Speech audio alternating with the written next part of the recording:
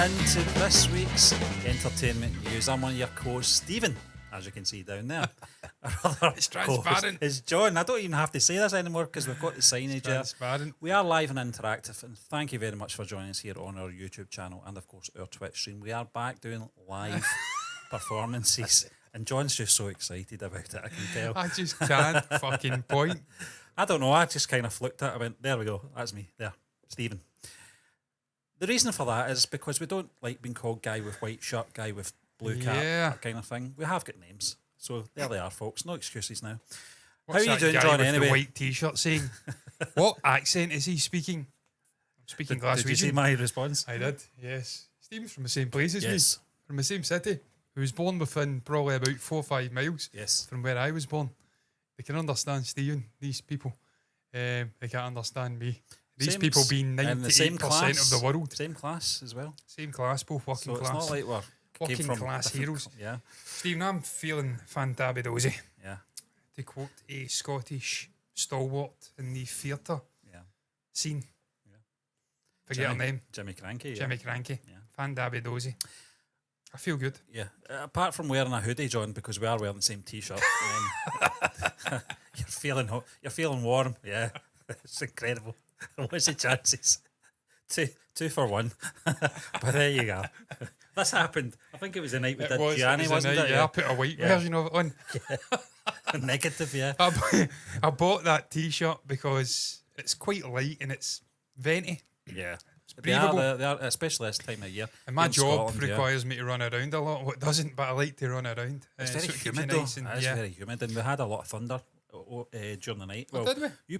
I was going to say you probably heard that, John, because you were probably playing your I was Dead too by busy Daylight, yeah. terrorising people on Dead by Daylight. 2v8. yeah. Oh, what a mode. But I digress. We're What a here mode. to talk about a few topics. We're going to be talking about Andor Season 2 in a moment, John. We're going to talk about Superman, the James Gunn film that's coming out next year. It's just finished, obviously, filming last month. We're going to be talking about what has happened to Borderlands box office. And we're going to talk about Shah Rukh Khan as well, speaking about Southern Indian film that is. And Indian film in general as well. It's quite a good article. But we'll get there. We're going to talk about Andor Season 2 first and foremost, John. I Wait don't to know, see this I screen, don't, guys. I don't know, John. I can't How wait. big is this topic, I bar? don't- yeah, let's want me see. to click it? Yeah, let's do it. Look, There we what go. if I did? Yeah. Wrong mouse button. Oh, it's okay. Fucking enormous. Yeah, you've not missed that. John, I don't know if you were at D23 at all, but there was a sneak peek. I don't know why they do this, because they're not doing themselves any favours at that Well, was moment in time. D23 again? Yeah, Was it over in America? I don't even know what was happening. This Oh, is I knew how- it was happening, Stephen, this because is I was how watching far John. disconnected I am with Star Wars. I was watching John Campea Yeah. reacting live to it. I'm like, oh, D23's All happening. right, okay. Can you Yeah. do that? Can you react live? Well, to he wasn't stuff? watching. He Yeah. was reacting via his show All right, through social media and whatnot. I think he Oh, had fair Ray right, okay. watching it and stuff like that. Much like Comic Con, Hall Yeah. H stuff with Yeah. obviously Marvel. Ah, right, He was okay. reacting and doing a live stream around it. So I was aware it was happening. And look, obviously, we've not really been covering movie news No, as frequently as we did back in the day, but I do recall vaguely that it was not long after Comic Con that D23 happened. And then obviously alternate years at Star Wars I think times Celebration. have changed. We used to have a show called the Force Friday Show. God. Thinking back to that now, wow. And we only spoke about it on a best Friday. the best thing about that show was the logo. You came up with it, Stephen. Yeah. You told me to do it. Yeah. Yo, you had a hat. Yeah, I did. Yeah. Oh, fuck yeah. Yeah, Yeah. so I did. Yeah, so I did. God, we took ourselves so seriously, didn't we? Yeah, I never did get that I Digress t-shirt. Oh, you didn't. I Digress. I'll get you. Don't you Someone else says that. I'm Yeah. going to go for him. worry. Yeah. Cameron, I think it is F1. Guy Ah. from Birmingham. Right. Okay. Quite the F1 enthusiast. Kind of likes to portray this. I don't know if he's portraying a character. This is off-piste already. Dangerous. But he kind of portrays this sort of hoity-toity, well-to-do kind of gentleman. And he says, I digress a lot. He's got a little umbrella pen. I think it's just. So I'm going to do him for copyright because in my mind, that's my phrase. I don't want to say it's a ticker or anything like that, because I think we've all got them. And watching a YouTuber about an hour ago, he footers about with his microphone quite a bit. I'm just checking the sound because Who's I that? can't. Yeah, I can hear us. It's okay. I think. Hello. Yeah. Yeah. Okay. Yeah. We're okay. I do. I like to touch the mic as well, Stephen, and it's dangerous. I avoid it because I know how temperamental they can be, so I kind of just leave it floating. But I think sometimes it's a habit. I can't stop touching the mic. Yeah, I mean, we're going to talk about can stand it. Andor, John. Then we're going to talk about Andor me. season 2. Obviously, we did a reaction. Was it a watch along? I can't remember. It was a watch along. Yeah. 2 years ago. Yeah. And we kind of parted ways with the show with the great shot of the Death Star being obviously constructed. The early sort of construction of the planet killer. John, what we're talking about here is there's been a sneak peek to a Star Wars villain. Shall I bring the article up? Would you like that? Yeah, we'll do that. I'm not going to read it. That's the old days. We don't do that now. We just talk about it's just there for reference more than anything. How big is that? We're talking about Orson Krennic, John. He's going to be appearing in season 2, and apparently not seen the trailer yet. I don't know if it's been released yet to the public, but according to this report, there is glimpses of Orson Krennic and K2SO as well, Alan Tudyk's character, which we kind of half expected anyway coming into this, John, because we have been following the story, the news, I should say, of this particular subject in terms of where it's leading. How close are we going to be to Rogue One when this season finishes? And I think it's quite close. I think as it does finish, it goes right in. Yeah. I think it's one continuous run right into the film. Doesn't say how much of an appearance the character Orson Krennic will get in this series, and I'm interested to I'm know concerned by your it, but we'll get into that on this, John, because I'm concerned because I don't really want them to go in that direction where you're getting a lot of screen time with the character. I want his reveal to be more about his appearance in Rogue One more than anything. I don't mind him having a presence throughout this. I think this is set over 4 years, season 2 to begin with, so there's going to be a lot of flitting back and forth, and we're going to see the formation of the rebellion, which is the thing that intrigues me the most, and I know it is you as well, John, because we saw quite a bit with obviously I'm blanking on the character because it was 2 years ago.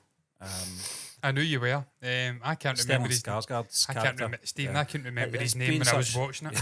That's right. Do you remember God. that? Yeah. What chance have I got now? And obviously Mon Mothma as well. Luthen, yeah. Yeah, what a character. Yeah. And I want to see more. I don't know how much more we'll see of that sort of side of things. So hopefully we'll see a lot more. What made it such a compelling viewing experience for me was the formation of all these fractious sort of elements and the rebellion coming together.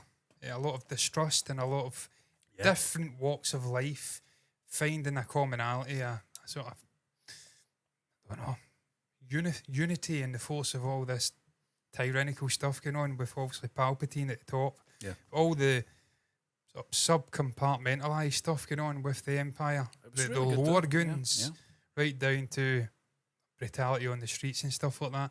That's what happens in real life when you've got a tyrannical dictator. It's not just the dictator who's tyrannical. Yeah. It brings out the worst in ordinary people. And the good, And the good as well. Yeah. And we've seen that in that show, Stephen. But John, I think that's why you've got Tony Gilroy in there. I think, this is a man that studied war. And he's studied, obviously, each side of different conflicts, etc., and sort of the formation of different alliances, etc. Should have studied dogs' flatulence, because that would help me out to deal with that. It's coming for you, Stephen. Smell-o-vision. Holy fuck. And I think it's important. It's one of the things that I really appreciated about season 1 was the pacing. They didn't rush that side of the story, the rebellion, and it wasn't just a coming together of people. We're all going to fight the bad guys because we're all good. That's not how it works, as you said, John. So the way that they've laid the foundations in season 1, and we're going to really see, and I'm pretty confident we'll see the payoff in season 2 as well of the formation of the rebellion, because I loved all that. I loved the cloak and dagger stuff that happened in season 1 with Mon Mothma and Luthen, and I think it was the sort of driver, the car driver guy. He was definitely a spy. I don't think they really went anywhere with the character. It was heavily hinted though that there was ears. Lee Thompson, I think his name was. Yeah, what's like for him? Because I know his face. Yeah, he was in Life in Mars. He was the Yorkshire sort of. Yeah, Alex Ferns. Yeah. Remember him? Yeah. Oh, yeah, God, yeah. I didn't realise Alan Tudyk was in season 1. I must have missed that. Don't recall that. I don't recall it. Alex Ferns, yeah. But I remember the driver, Stephen, and it was just the way they'd handled all the little nuances of the dangers, the pitfalls of forming resistance to something as widespread and all hearing and all seeing as Empire. Yeah. It's just brilliant, all the different levels. That was the thing that blew me. Upper echelons, you had Mon Mothma. Level below, you had Luthen. He was a go-between for the sort of the ordinary man and the batshit crazy folks like, and I'm blanking on his name, Jesus Christ, Forrest Whitaker's character. Saw Gerrera. Saw Gerrera. Yeah. Mon Mothma can't go and associate with those kind of people. So you needed a Luthen who could appear as like a sort of artsy dealer, upper crust of society, but then had that duality and can go off and slink off and deal with the likes of Saw Gerrera and all these different factions. That was what really drew me to the show. Yeah. This kind of storytelling in Star Wars has never been done before. Yeah. And it's what we hinted at with the Soul stuff, but we just couldn't do it because it was just a shambles of a production, and obviously they had to bring in Ron Howard, and it was just shambolic. And you've only got 2 hours to tell a story in a feature-length film. With this is what I was excited for when they announced Star Wars was going to be appearing in the medium of TV on Disney Plus. It wasn't for the more superficial and popcorn stuff that is the Mandalorian and stuff, and I love that as well. That's got its place in the streaming service in Star Wars sort of filmography or whatever, TVography. But this was what I was excited for, exploring stories like this with brilliant actors like Stellan Skarsgård, Andy Serkis in there delivering a brilliant, powerful monologue. Yep. But Stellan Skarsgård in particular, Stephen, it's mental. The much maligned Star Wars post-Disney merger or takeover of obviously Lucasfilm, but some of the best, and for me too, the best acting sequences in all of Star Wars, including the original trilogy, have came post-Disney Star Wars. It came in the Disney Star Wars era, and it's probably Tony Gilroy's been involved in one way or another, obviously with, blanking on his name, Mads Mikkelsen. Yeah. And obviously Stellan Skarsgård, just unbelievable. Galen also obviously Luthen. Yeah, the hologram. The hologram stuff, the acting in those 2 scenes, that's why you get top class actors, and even Saw Gerrera as well to an extent. Yeah. That's why you get top class actors. So for me, I don't know what you asked me, or you even asked me anything, but it was more about Krennic and obviously Ben Mendelsohn's Krennic worries me. Time in this. It worries me. I love Ben Mendelsohn as an actor. I think he's absolutely superb. Just get that ability to make you hate him on the screen, but he's a charismatic and funny guy off the screen. Brilliant character. I liked the way that he was trying to usurp, obviously, Peter Cushing, fucking character. Why am I Grand Moff Tarkin, or just Moff Tarkin? Grand Moff Tarkin. Yeah, because it's Grand Admiral Thrawn. You tell us not watched Star Wars in a long time. Disney did that to me. I've not watched the original trilogy in about fucking 6 years. I used to watch every year. Yeah. What was the last thing you watched? Last thing I watched, probably Rogue One. Rogue One, yeah. I've watched Rogue One a lot. Yeah. I've watched that a lot. That's one of my most watched Star Wars films. It's one of my most enjoyable. Yeah, I liked it. But as good as he was trying to usurp obviously Grand Moff Tarkin and doing all this nonsense. I loved him getting slapped down, but the character had his place in that film, and I'm concerned it worked in the film because you couldn't. They were experimenting with that technology to bring Tarkin back in. And obviously it was jarring. I really enjoyed it. I think that was the occasion of Krennic though, to carry some of that load, wasn't it? You can't have that for the whole film. No. Although they had more than I thought they would, and I didn't mind it at the time. Yeah. But I'm sure, and I'm certain because I watched it recently, it's probably not standing up as much as it did back in the day. It wasn't fucking 20 years ago, but it's nearly a decade ago, which is terrifying because I remember it well. But I'm slightly concerned about Krennic being in season 2 of this story because they always framed this being about Andor and about the rise of the rebellion. And that's a kind of boots in the ground. You're dealing with bureaucracy and a different side to the Empire. Once you start introducing guys like that, he's near the top. Yep. He's not Tarkin, he's not Vader, he's not Chief Palpatine, but he's not a boot in the box off the top of the Empire in terms of the Order. That's a powerful character, man. So you have to be very, very careful what you do with a character like that. It can I don't know. Yeah, The entire storyline. I trust their decision making in this series, and I don't think he's going to have much to do. I think it's almost like Vader in Rogue One. He's going to appear maybe a handful of times, and I don't think it's going to overshadow. I don't think they're going to rely on him heavily. They can't, because it's, as you said, John, it's not about him. It's about the character Andor. It's about the formation of the rebellion, or the Rebel Alliance, or the Alliance, whatever you want to call it. And I think they'll continue down that way. I don't think there'll be too many changes in terms of the way the story flows. I really liked what they did with season 1. Was, I know there was a bit of planet hopping going on about, and then we had like another range of like cast. You know, when we got to, I can't remember the planet. It was all filmed in Prison Scotland. Planet. Oh yeah. There, you know where the dam was. Yeah. And we obviously got like Arvo. He was one of the characters from that sort of scenario.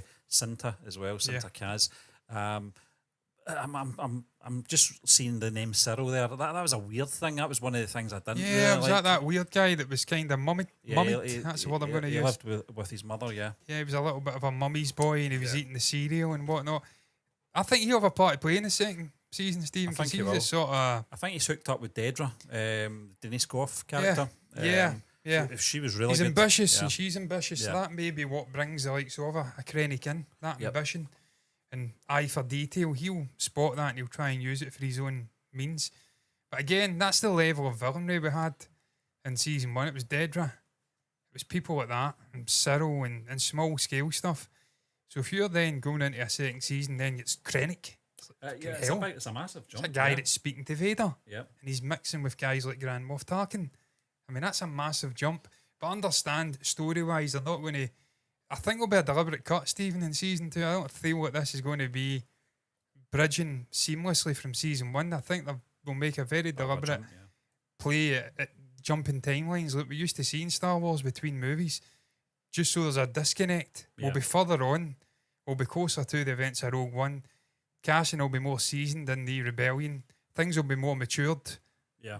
And then, Daniel Mays, maybe seeing him, that'd be great to see Daniel Mays in there. Link, for anyone that doesn't know, he was a sort of little scoundrel in the alleyway at the very beginning of Rogue One, who actually Cassian Andor he was part of the rebellion, wasn't he? Yeah. And that showed you. He warned them about the planet killer, and then he had them off. Because he was injured, and he couldn't risk that information. Them having knowledge of that getting to stormtroopers and to the Empire. And that's what I loved about Rogue One. You've seen a gritty underbelly to the rebellion, which you didn't see in the original films, because it was sort of space opera, farm boy, good versus evil, very binary. There was no ambiguity. I can't even say it. Ambiguity. I don't know, ambiguousness. Yeah. There was no grey zone. That's what I'm trying to say. And we get to explore that in Andor. We get to explore that in films like Rogue One, where you get to see boots in the ground, a different side. It's not fucking lightsabers. It's not good v evil. It's real humans facing the consequences of these larger scale events. And obviously Daniel Mays is a casualty of that. He gets fucking topped. Killed. But I'd like to see him coming back. It's an established actor. That'd be cool to see. Yeah, it would. I think just sort of linking that story. I mean, it's not necessary, but it would be good to see. And it's kind of who's who of British actors in there already. You've got Andy Serkis, you've got... It's not in the level of Andy Serkis. But am I right in saying that the Denise Geneva Goff. Riley, is she English? I think she's...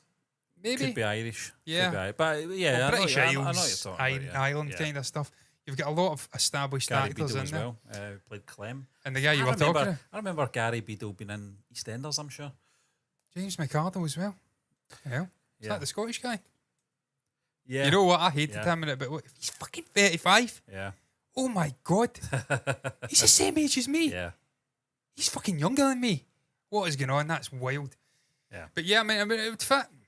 Because he's kind of, he would fit seamlessly, and he's at the level of a lot of the actors that are already in this. So, I mean, I'd like to see that. I wouldn't be adverse to seeing that. Yeah, just a couple of other things, John, before we move on. Though, this season is going to be over, as I said, 4 years. I can't remember what season 1 was a stretch over. I can't remember if it was maybe the same. Well, it's funny that, Steve, because I remember at the time Christian Harloff saying that season 1 was going to be more widespread, and then season 2 was going to be batshit crazy, truncated months before Rogue One.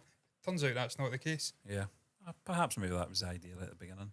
The other thing is, John, only a select few have seen the sneak peek. Now, where Lucasfilm is at the moment on the back of obviously the Acolyte, do you think this was the wise decision to do this? Not keep it for a select few, the sort of committed ones, if you like, the sort of. I don't think they've got any issues with this TV show, Stephen. This is Star Wars for Star Wars fans. But what I mean is, do you think Lucasfilm could have threw the fans a bone after a lot of disappointment of the Acolyte? They could have went, well, let's make this. I know we'll get something eventually. I know we'll get a trailer eventually, but just to keep it for that. I know they do this anyway. They do this. I think they did it for Rogue One, didn't they? And half the footage wasn't even in the film. Yeah. There was a shadow of Vader. Yeah. On the bridge of the Star Destroyer. That's right. Yeah. It wasn't even in the film. Yeah, it wasn't in the film. Yeah. So strange one.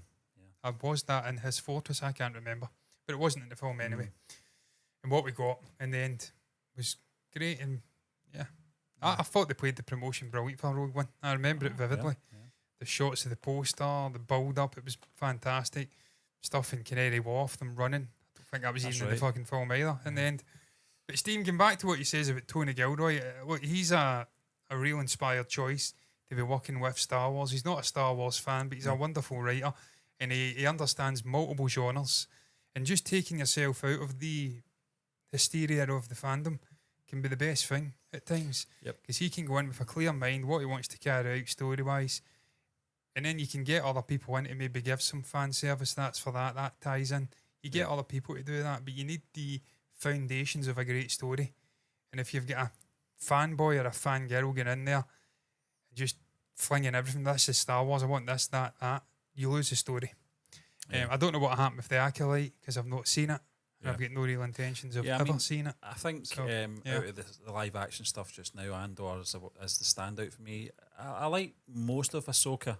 I thought most of it they'd got right. There was a few things that was a bit okay. We'll let you away with it. Yeah, there's just some things, just some bad decisions. But in the grand scheme of things, it was an okay series. But for Andor, I don't know if it's because of Rogue One. We can connect with us a bit better.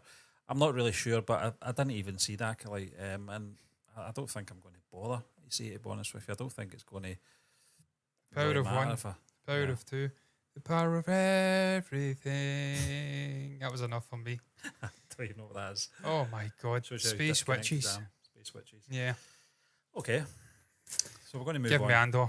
But if you've got anything to say, folks, on that topic, please drop a comment below and let us know your thoughts on, are you looking forward to Andor? Is it one of your favourite live action series that's come out of Lucasfilm? Who knows? But let us know your thoughts anyway. We're going to move on to our next topic, and it's James Gunn. He gives Superman post-production update. How bad was that? And explains how to avoid reshoots. Now that's me I'm talking about, Steve. This is it's coming in from superherohype.com, but it's actually been on a couple of sort of comic book websites, which I was reading earlier on. And it's really just because we're getting back into the swing of doing live shows again, John. And we've kind of missed the whole sort of build up to one of the greatest comic book characters ever created, obviously Superman. And obviously David Cornsweet, is that how you say it? Cornsweet, is it? Obviously playing I don't know. The top villain of Kal-El. But James Gunn, it's all about the reshoots. I think I'm pretty sure they actually just stopped filming last month. Yeah, July 2024. Yeah, so seen that. Yeah, and a lot of people are saying, it's mad. Is that it done? Are we ready? And Gunn said, heck no. Once you've done shooting, you've just begun. Still lots of editing, visual effects, sound, and scores to be done. He also said that he's got a sort of step-by-step, 1 step, 2 step, right up to about 6 steps on how he prepares to avoid reshoots. And 1 is over-prepare. 2, don't start shooting until I have finished a script my whole team is happy with. 3, hire actors and department heads I know can do their jobs. 4, surround myself with people who will challenge me and not just say yes sir everything. That's the absolute key. That is the absolute key. Yeah, exactly. Number 5, ask myself daily, are there any small imperfections in the script or what we are doing that might end up feeling like huge imperfections when we cut the film together, and then 6, 1 and 2 again. So a typical James Gunn answer there, John. But short and sweet, packs a punch. Do you know something? I don't know if it's maybe because you and I both liked Man of Steel and we're both Henry Cavill fans, but when this was first announced, I kind of got that same feeling I got when Batman Begins was announced. I was not too up or down about it, and Batman Begins is actually, ironically, one of my favourite films to come out of DC ever. But I'm getting excited about this now. Stephen? Yeah, I'm getting excited about this now. I've seen the cast, John. A lot of big names in the cast as well. I'm not going to read them all out. You can go and check it on. Is this on our screen right at the moment anyway? I've took it off now. But there's. I'm going to search. What's it called again? The name of the film? Superman. I'm not sure what the actual. Is it Legacy? I think it is. I think so, yeah. I think it's just called Superman. I think Superman. That's the best, isn't it? I think. But Nicholas Hoult is Lex Luthor, so obviously the one that stands out for me because seen him in the picture. He posted, obviously marking the end of production, and I think it was in Norway, and you seen Nicholas Hoult in the background. And Stephen, we were speaking about this the other day with Gianni, obviously discussing superhero films. I think he was talking about his disappointment. He was buzzing for Batman v Superman, obviously, Dawn of Justice, and it was moments he had his head in his hands, just cringing at what he was seeing. And obviously we inevitably got on to miscasting of Lex Luthor. Was says it. I always forget his name, Jesse Eisenberg. Yeah. One of the, no harm to him, man. The guy's a fantastic actor. I'm sure he did his best, but from a purely physical standpoint, he's nowhere near physical enough. I don't think for Lex Luthor. When I think of Lex Luthor, he needs to have a bit about him. I understand he's a more cerebral kind of villain. Yeah. He doesn't have to be jacked.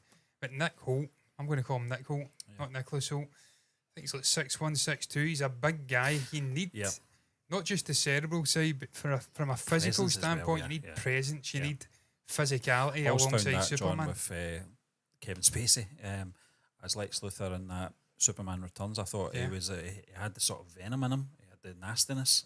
And he had the presence as well.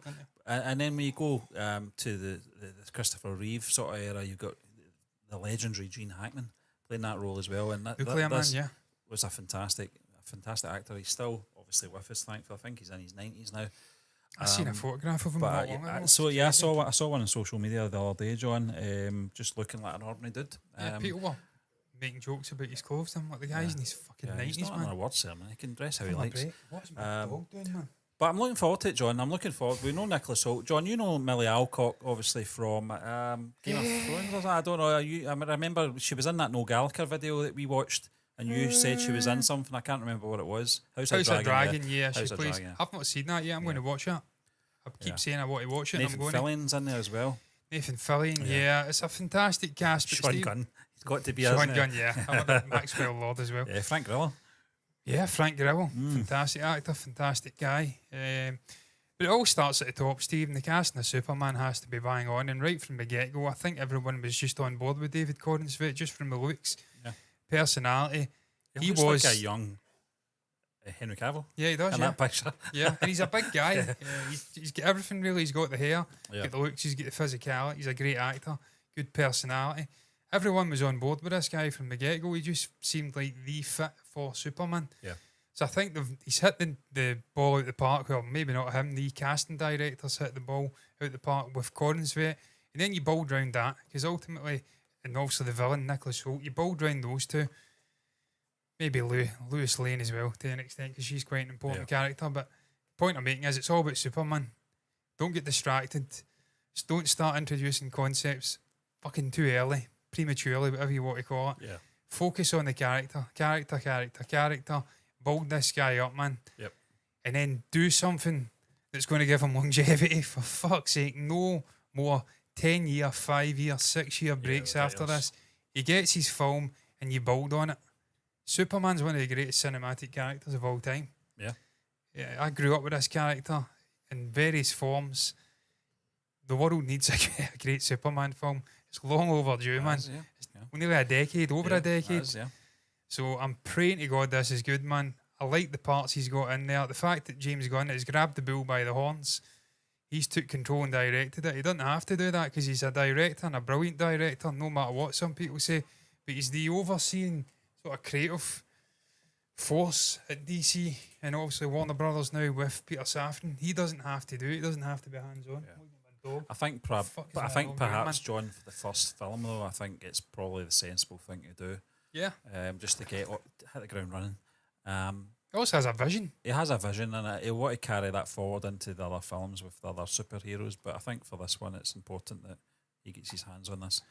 Do you want there to be another traditional kind of origins thing when he comes to Earth, or do you want it to just go right in? It still build his legacy, so I'm not really sure. I mean, I hope they do reference where he's from and have sort of callbacks to Krypton and stuff like that, but I'm not really sure. I mean, it's been a long time since Man of Steel was out, and I wouldn't mind if they did it again, but I'm not really sure how they're going to do it. I'm not really sure where we're going to pick off.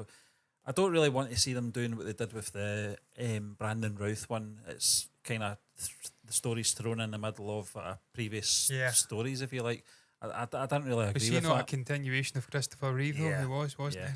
So it didn't work for me. John Murphy, that's a strange one, isn't it? Because when you think of Superman, you just naturally think of John Williams. Yeah, he's worked with the Suicide Squad with James Gunn, so it's obviously tried and tested. He's from Liverpool.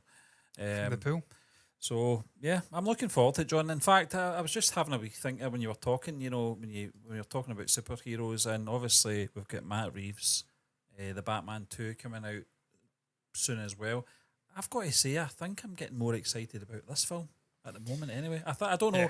Maybe the Batman, once it starts its promotional run, I'll get excited for it. But it has been a couple of years since that film's released. The fact that Batman's in its own pocket universe as well, whereas this is the start of the DCU as James Gunn and Peter Safran are envisaging it. I think this is why it's absolutely paramount to get this right. I don't think we'll see the DCU Batman for a while until the Matt Reeves stuff's done. Well, I mean, they're bringing out a Batman movie, aren't they? Their own Batman movie. It's like The Brave and something. And I think it's based on, God, what was it based on again? When's it released, though? Oh, it's a while away, I think. I think it's interesting that he's made a deliberate choice to make Superman the first feature-length film of his expanded sort of universe. I think that's telling. He knows what the fans want.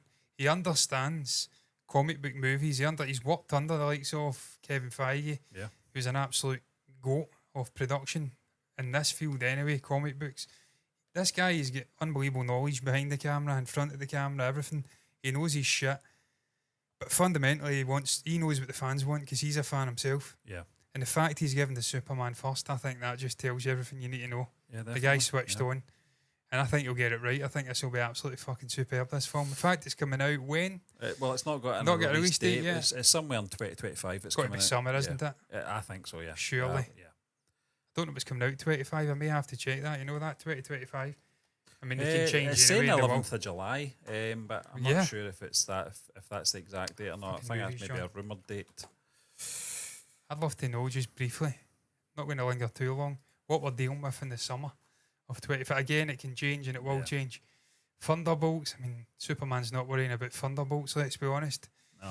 Mission Impossible 8, after that last one, probably not worrying about that. You go into June, nothing really there, is there? F1 movie, it's not going to compete with a Superman movie. Megan 2.0 is not going to compete with a Superman movie. I think July, John, is very interesting though. July. There's some big films. Jurassic World 4. Fantastic Four. And Superman slapped in the middle of those two releases. Oh, that's ballsy, I think. One may move. I think Superman, I've read, John, I might be wrong, someone can maybe quote me, but I think that's why it's not being confirmed officially, because they might have to move it because of the Fantastic Four. I'm not sure, but that's about 2 weeks apart. Yeah. Cannibalising. Yeah, I think it will affect both films if they do that. I'd either go late September, mid-September, or late June to give it a run. I think June would probably be the best bet, yeah. So there's nothing in June. I mean, the only one out of them, probably 28 years later, is probably the one that intrigues me the most because I like the other two films. But obviously F1 movie, but that's Dirty just Dancing sequel. No thanks. Why? No thanks. Patrick Swayze's not there. Yeah, so. He was Dirty Dancing. Yeah. So fuck. Yeah. So I don't. Your dragon. I love that. Have you got anything else to say on the topic? No, just other than I love the casting from day one. I've been fully on board for James Gunn taking control of the DC. It's long overdue. I like Zack Snyder. I liked his movies. I liked the vision he had. Sadly, he was rushed and had interference from DC or Warner Brothers, the executive. A lot of chaos and shuffling about in the sort of boardroom of the Warner Brothers. And that obviously impacted. Then he had the tragedy with his daughter having to go away, and you had Josh Whedon, was it, coming in? Yeah. There was a lot of stuff going on that tarnished and ruined his vision. But ultimately, it was time to reboot. Yeah. It was time to freshen it up. I feel for Henry Cavill because he could have been the greatest Superman. I maintain that. Didn't work out though, and now it's time to start afresh, and I'm really, really excited to see. And it's mental, this film is now finished shooting. Yeah.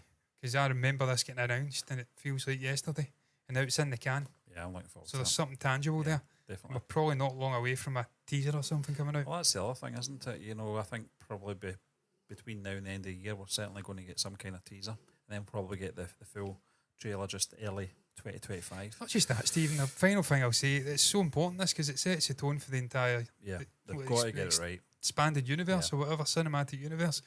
Just everything, the way this is tonally, is going to lay down a marker for what's to come. Just like Man of Steel and stuff like that was quite darker. Yep. And obviously everyone knows what you're getting with Zack Snyder anyway on a visual level. He's got a very distinct style. But this will be telling what we're going to get moving forward. You think of the MCU, Iron Man, it set the tone. Yeah, definitely. So this is absolutely key, this movie. And I think Mr. Gunn will get it right. I think so as well. But I hope he does. We're going to move on anyway, but if you've got anything to say, folks, on that topic, please drop a comment below. You're looking forward to the new Superman film coming out next year? We certainly are, but we'd like to know your thoughts on that. But we're going to move on to our next topic. It's all about Borderlands and its box office. It's not doing too good, John. Why it couldn't even break $10 million. Now, there is a couple of things before we get into this.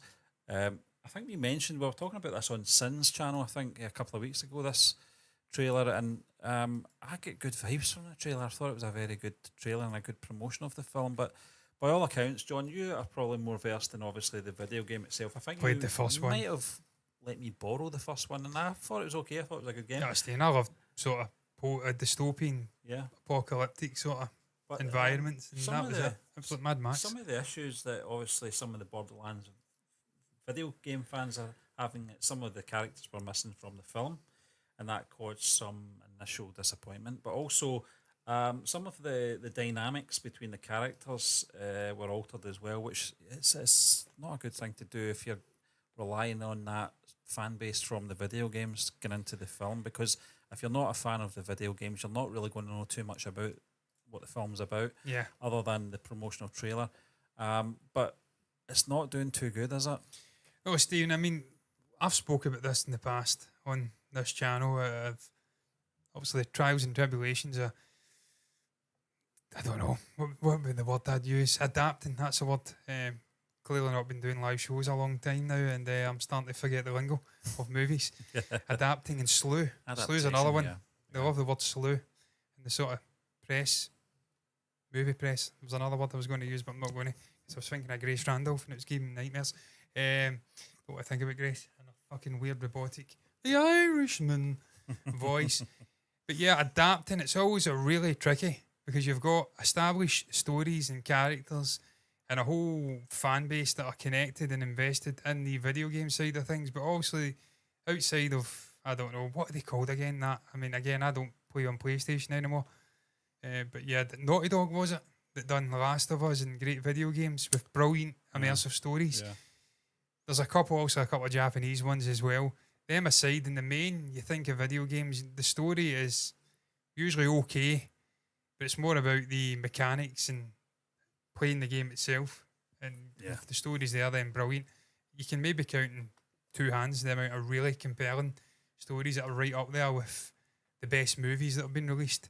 There may be more, I may be talking shit, I'd have to go and think about that. Halo's also one that's got a decent story in the main.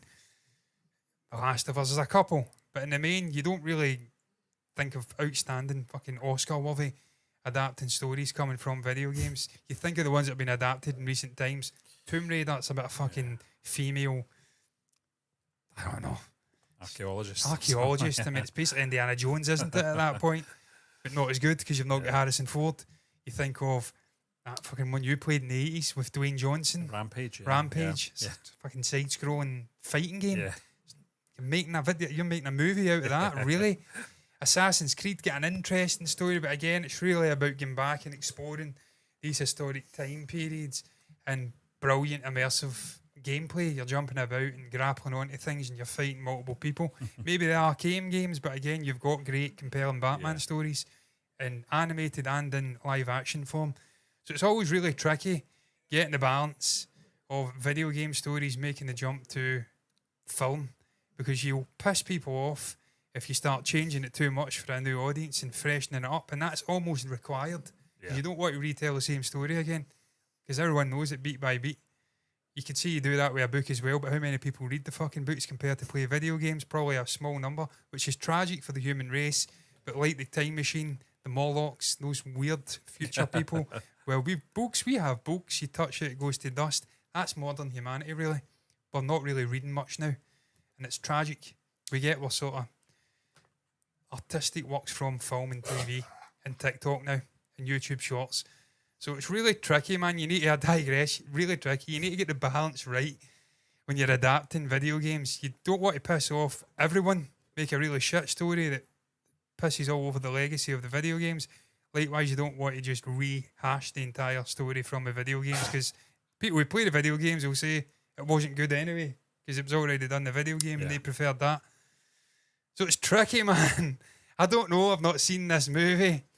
I've seen the trailers. It looked as though it was on a visual level and on a energy and a vibe level pretty reminiscent of the games. I'm not that well versed in Borderlands that I know every single character. I don't know all the chemistry. All the chemistry. I don't know about who's missing and whatnot. I like the vibes from the trailer. But that sounds like the basics that you have to get right, John, does it not? Yeah, you do. You can't have the characters in there, You know, you watch franchises throughout your life, whether that be Star Wars or if it would be Guardians, and you get the gist of the chemistry between each character, and they've all got different chemistry and dynamics, and if you take that away, it's like having Star Wars and Carrie Fisher, Harrison Ford and Mark Hamill and not having that dynamic in there. It's something not right about it, that you're familiar with, and especially with a video game as well. If you are an avid Borderlands gamer and you know the characters inside out, and then you come into this film, you're going to be very disappointed by all accounts. Yeah. It's like making a Halo game and not having Master Chief or Cortana. Yeah. It's weird. Yeah. You need to get the basics right. But again, I feel for the screenwriters, the director, whoever's involved, the writers. I always feel that screenwriters is weird. But I don't want to say scriptwriters either, because I know that's not right. But I feel for them because they're probably trying to adapt a story in this world and have the main players but do something fresh so they can try and appease both sides of things, make a multi-demographic film. And it's obviously not worked because they've made no one happy. And you look at the obviously the box office, and it's horrific, man. It's horrific. Worldwide, just over $9 million. That is horrendous. 250,000. It came out 3 days ago, didn't it? But that's terrible, Stephen. That's really, really poor. We're talking about the United States of America here.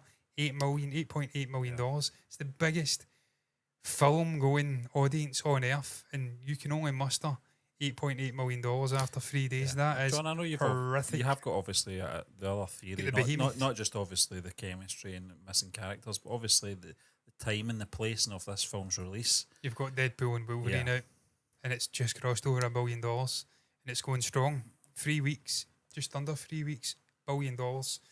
It's a terrible time to release a film. Anyone with a brain would have known this is Ryan Reynolds, it's Hugh Jackman. Regardless of how good or bad Marvel have been doing in recent times, it's Hugh Jackman and Ryan Reynolds, and it's Wade Wilson. It's going to have legs, man. Yeah. If they just make it competent, it's going to have legs. And to be fair, it's more than competent. It's a really fun film. So it's going to have legs. Why would you release a film within 2 weeks of Deadpool and Wolverine? Just stay out of it. Yeah. Stay away from it, man. Certainly that kind of film, Borderlands, it's occupying the same genre, the same space. It's kind of action, adventure kind of film. Obviously, it's not Marvel, but it's still action, adventure kind of film. You're losing. Forget about it, man. Yeah. There's a reason companies move their releases away from films like Deadpool and Wolverine.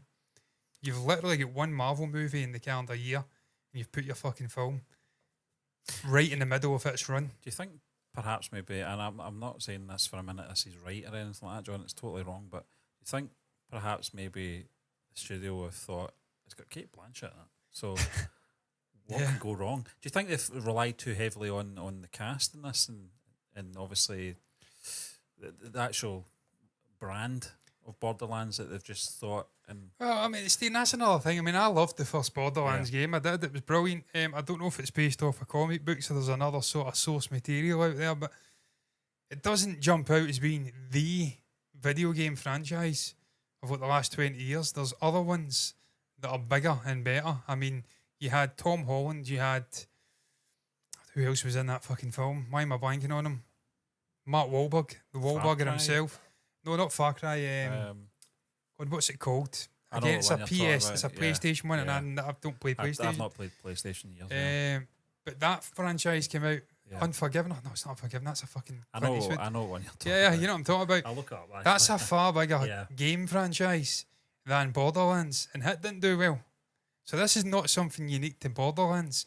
Video games have been getting adapted for a long, long time. Brilliant video games with established stories and great, interesting characters, and an audience waiting to be tapped into. And it's not worked. Halo, I mentioned Halo. Uncharted. Uncharted. And obviously Halo, it's got a TV show. And it's not really got to the levels of the video game franchise. So this is not something unique to Borderlands. It's notoriously difficult to adapt video games to other mediums and do it well. That's why when it does happen, you take note. You think of Sonic. No one expected a Sonic film to be good, and it was very fucking good. Yeah. But it's because it positioned itself in that sort of live action animated CG hybrid genre where we've seen success before with Paddington. It's like Peter Rabbit to an extent, even though it had the enormously irritating James Corden in there. What else? Detective Pokemon Detective Pikachu. I always mix that up. The Winnie the Pooh one as well. Winnie the Pooh one, when you kind of pick that genre, that subgenre of a genre, if you like, and you get the casting right, the voice acting, and to be fair, James Marsden was fucking brilliant.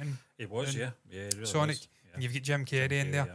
They got that bang on. That was one you didn't expect to work, and it did work. So it's usually that way with video game adaptations. It's the ones you don't think are going to do well, do well. I'm just going to briefly bring this up, Steve, and read a couple of these because I'm really intrigued to see. I've not read anything.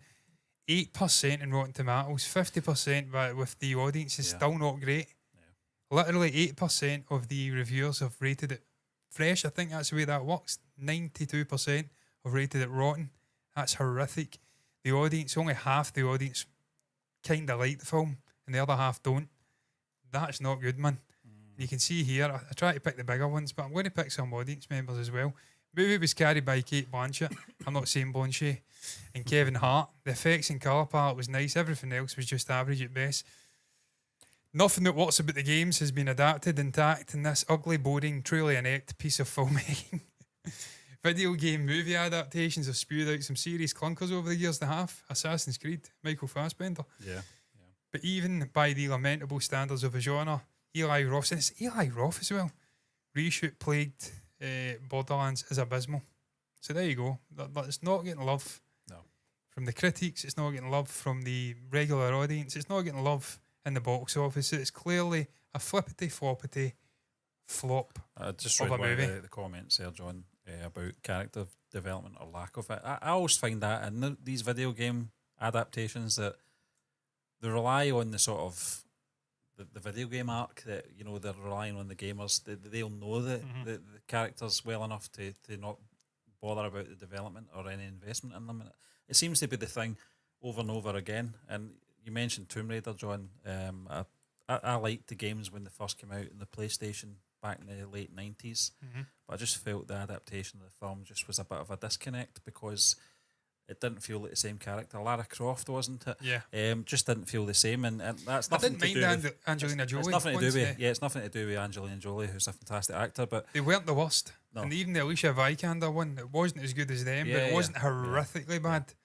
That's a little bit easier to do if you get it right because it's exciting, it's action adventure. It usually transitions better. At that point, there probably wasn't as many, but now, as we've been talking about over the last 15 minutes or so, you know, the amount of video game adaptations that have been over the last 10 years, there's that many now Like, it's not like it was when Tomb Raider came out, when it was probably one of the very few ones that came out, and we all know who Lara Croft was. But you get into these films, and I'm like, I don't know who these characters are. And they're not really spending a lot of time or investing a lot of time in these characters, so I can't really connect with them, so I don't really care for them. You think Tomb Raider and what came before in terms of video game movies? I'm trying to think off the top of my head here, and the only one I can think of is Mortal Kombat in the mid-90s. Yeah, Street Fighter, Street Fighter as well, yeah.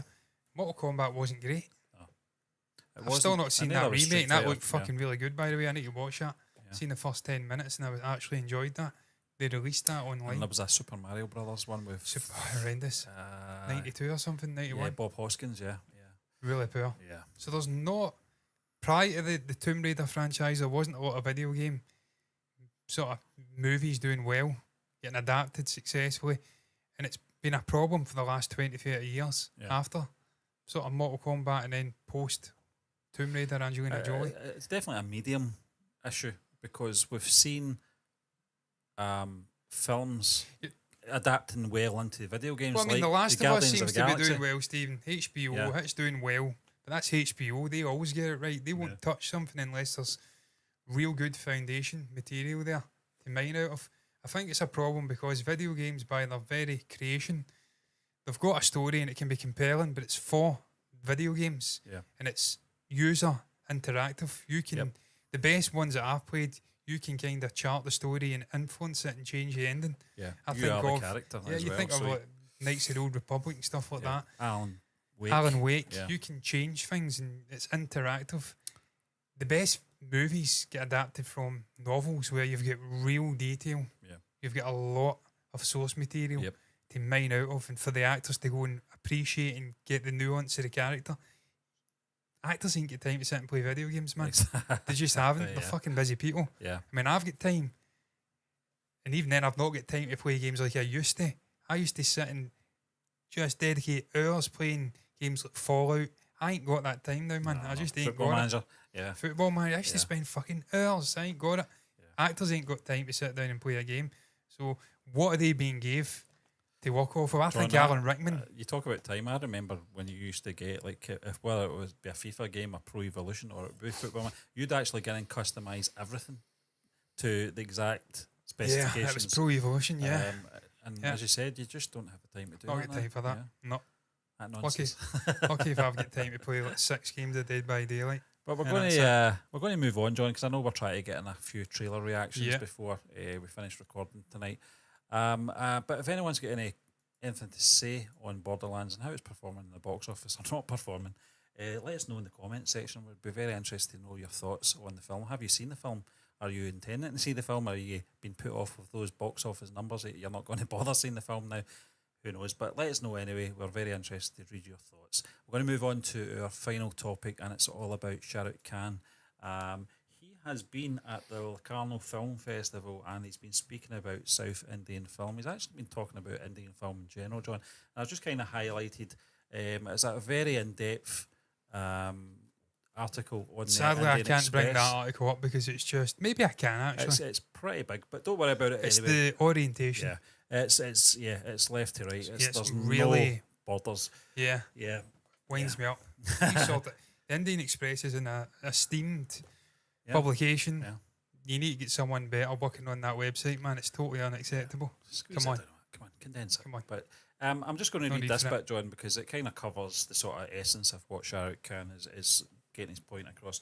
The diverse nature of Indian cinema and the nuances that are present in cinema of every language. So a point of discussion. Shah Rukh Khan played the question on the front foot and said, honestly, to regionalise Indian cinema is wrong. The country is so vast that we don't have different dialects across the nation, but different languages altogether, be it Tamil, Telugu, Marathi, Odia, Bengali, Hindi, Gujarati, and all this Indian cinema.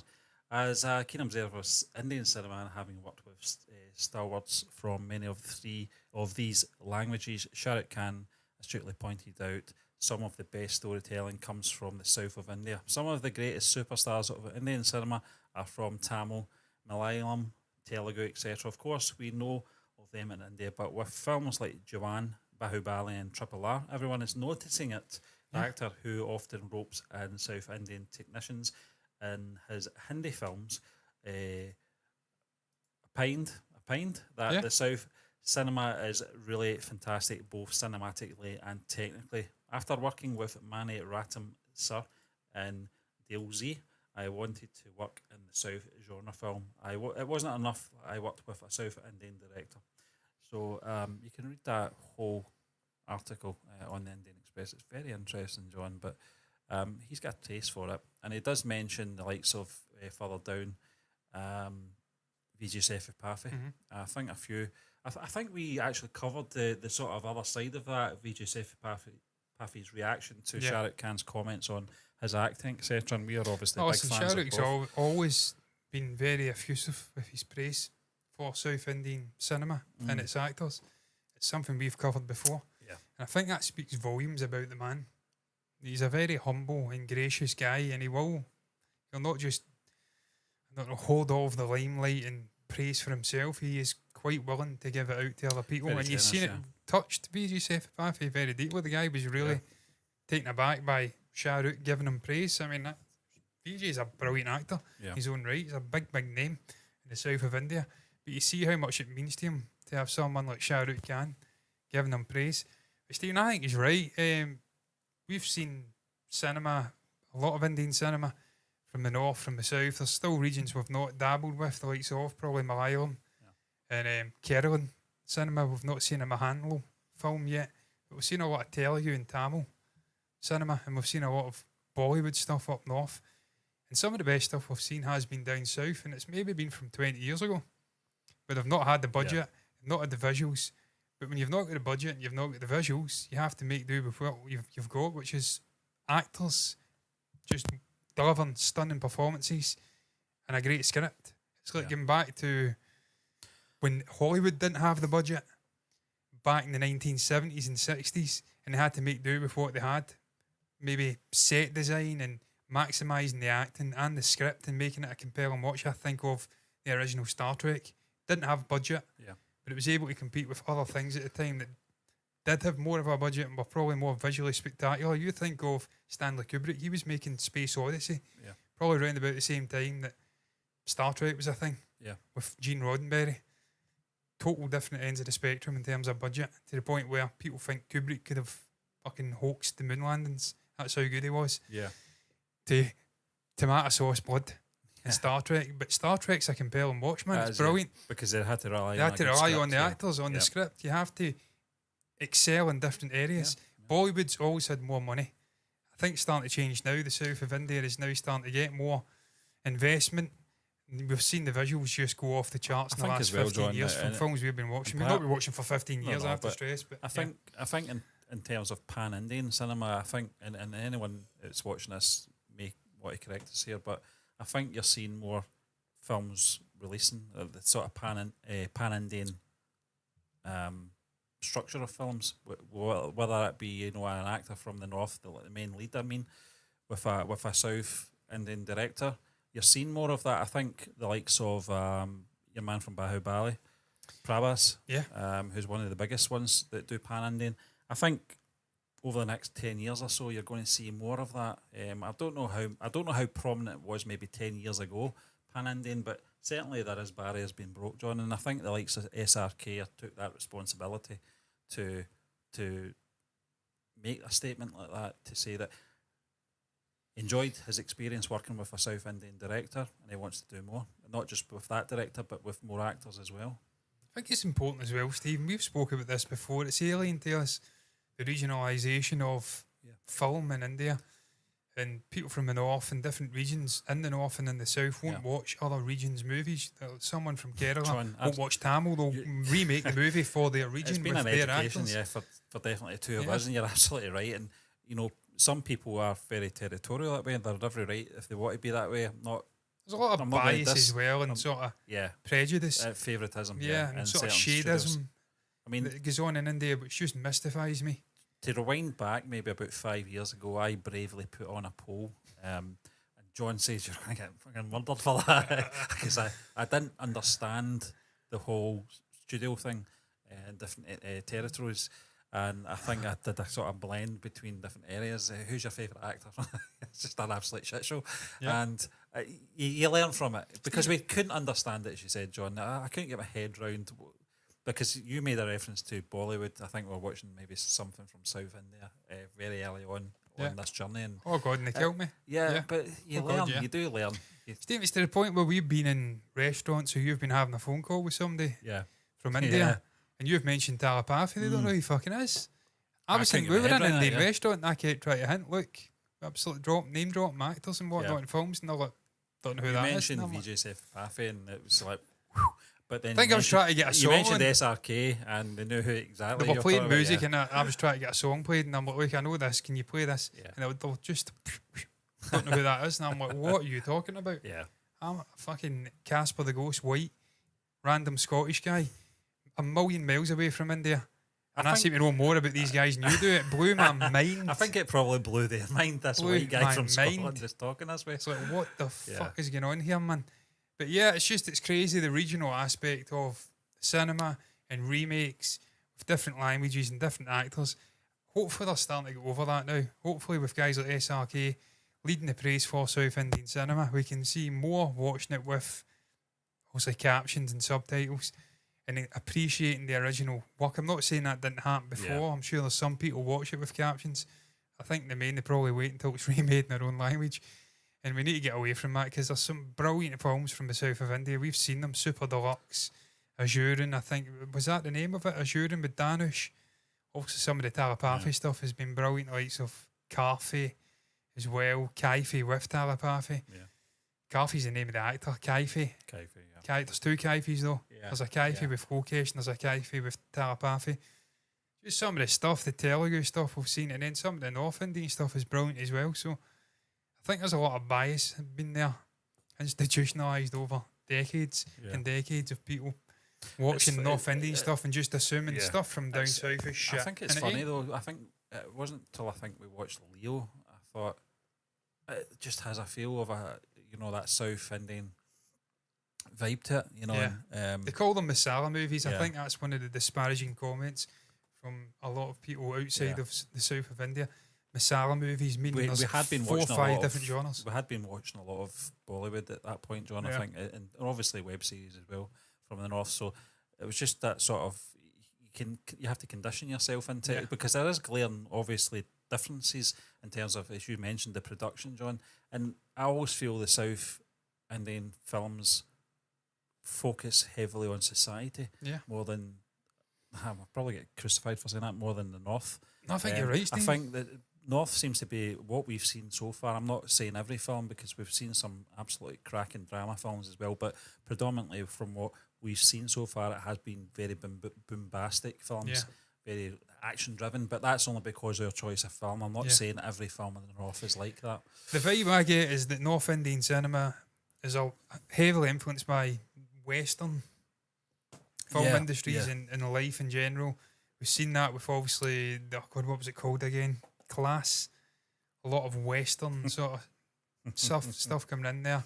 Class was good. I like Class. Yeah, but a lot of influence in there in terms of clothes and stuff like that. I'm not saying that we own the fucking West owns monopoly and all of the stuff you see in Class, like I don't know, Jordans and stuff like that. But they're more influence, whereas the South is more attuned to their regions, and they make movies for their region. If it connects with people outside, then brilliant. If it doesn't, though, they're quite headstrong. They make it for the people within the region, and some of the films are brilliant we've seen. And he's absolutely right, SRK. The stories are fantastic. The acting is absolutely on point. Super Deluxe, as I keep saying, one of the best movies I've ever seen.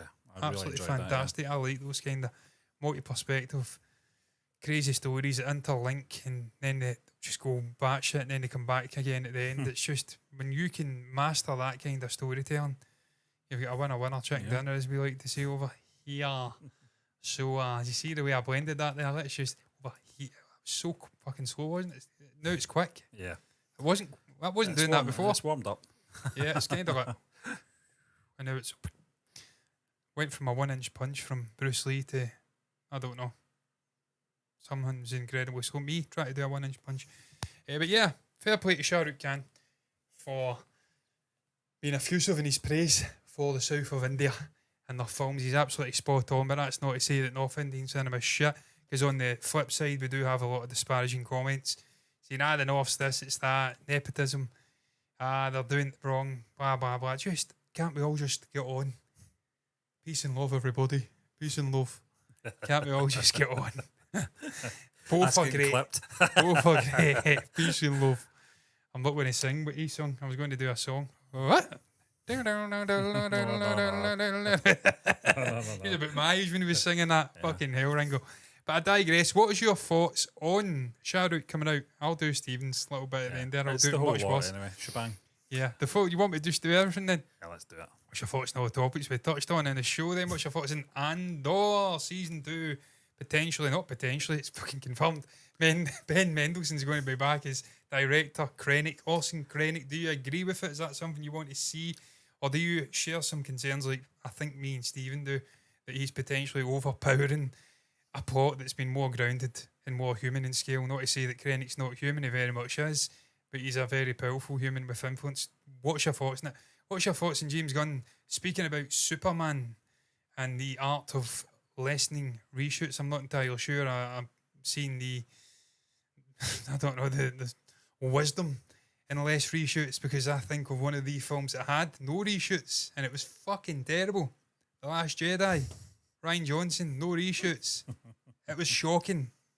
So sometimes you need reshoots, but what's your thoughts on it? What's your thoughts on Borderlands? Flippity flopping at the box office. 8% Rotten Tomatoes. It's a fucking disaster for E.I. Roth. It's a disaster. Disaster artist. For Kate Blanchett. I did not hit her. I did not. Oh, hey, Mark. What's your thoughts on it? What's your thoughts on Shah Rukh Khan praising South Indian cinema and going one step further and working with a lot of South Indian director and writing and whatnot talent? Share your thoughts down below about that. Anything at all you want to share, put it down below in the comments section. I'm just furiously trying to find all the things I need to find to end this cleanly. We've seen before that I don't often do it, but I can tell you now I will do it tonight. Put it down below in the comment section. Like the video if you've enjoyed it. Subscribe to the channel. Hit the bell icon on YouTube to see future content like this. Same thing over on Twitch. Follow button, notifications button over there to see us live on another platform doing the exact same thing. And all that's left to be said is until the next time, thank you for watching us and bye-bye. Slick. Smooth operator. Smooth operator. Bye-bye.